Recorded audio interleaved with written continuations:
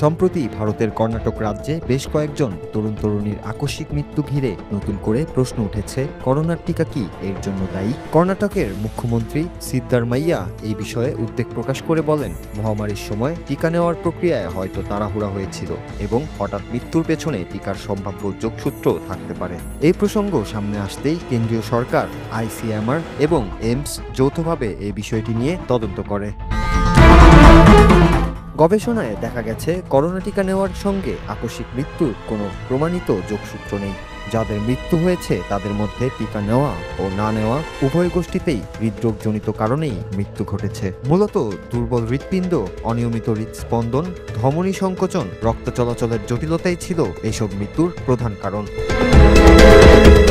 এছাড়াও ধূমপান, অতিরিক্ত মদ্যপান, সারা রাত জাগা, মানসিক চাপ ও হঠাৎ অতিরিক্ত ব্যায়ামের মতো জীবনযাপনের নানা দিক আচমকা হৃদরোগের ঝুঁকি বাড়িয়ে দেয়। গবেষণায় উঠে এসেছে, দুর্বল হৃৎপিণ্ডের ক্ষেত্রে এসব কারণ আচমকা মৃত্যুর সম্ভাবনা বহুগুণ বাড়িয়ে দেয়। এমনকি করোনায় সংক্রমিত হওয়ার পরেও হৃদযন্ত্র দুর্বল হয়ে যেতে পারে, যেটিও পরে মারাত্মক প্রভাব ফেলতে পারে।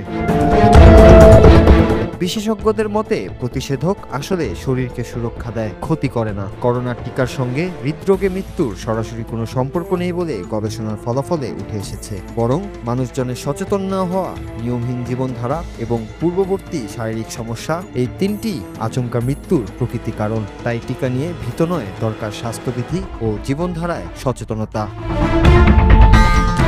নূর Raju, Bangla TV news desk.